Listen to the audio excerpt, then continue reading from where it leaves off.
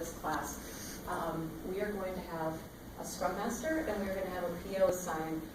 Depending on how your structure is, I believe that it is basically falling among teams. That's mainly how we're being broken out, I believe.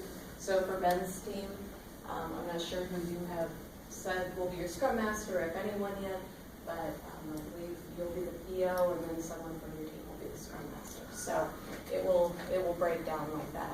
If you have not heard about these positions yet, you probably will in the very near future, whether you are being chosen for one or someone on your team is being chosen, or it's going to be a rotating position.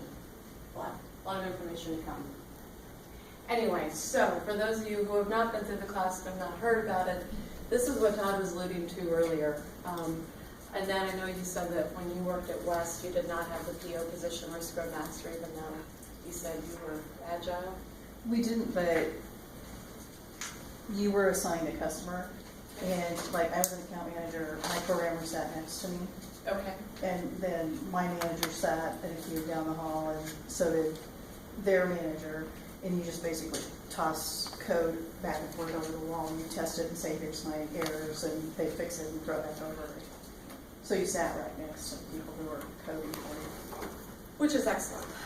That's one of the things that we definitely push as we move to an Agile environment is that co-location, just because you do have that continuous feedback from the customer, the programmer, the manager, whoever is going to be involved.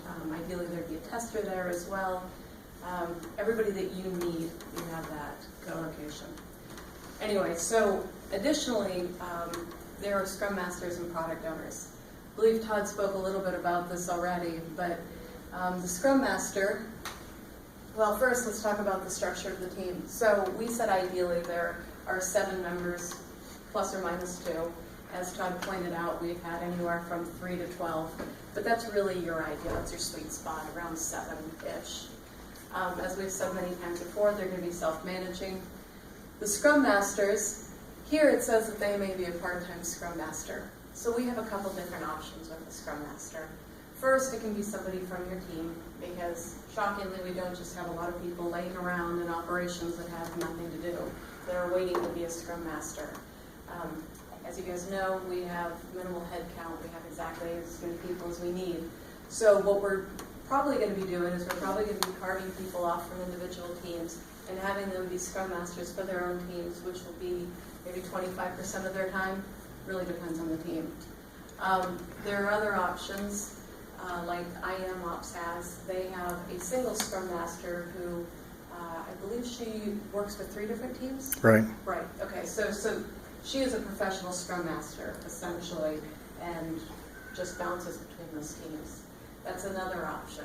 I'm not sure exactly where we are going to land with your teams, but that's why they say it might be a team member, might be 25% to your team, 25% to another. And then the product owner can have a similar setup, but they say that they don't want product owners for more than a couple teams. The reason is because of the deep knowledge that the product owner needs to have for a team and their direction.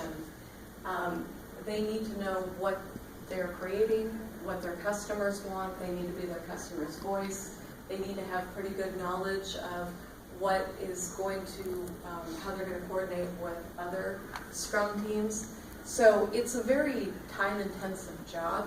And it's very similar to what the managers are doing today, the roles that they play. They interact with the customers, they ask for clarification, they set the direction of the team. So this is why several of the managers have decided to take on this role, although that won't be the case in every team. And then finally we have what they have listed as the developers and testers here. We call them Agile teams because it's a little bit too development-centric if we continually call everything DBA. And then we go into the roles a little bit further.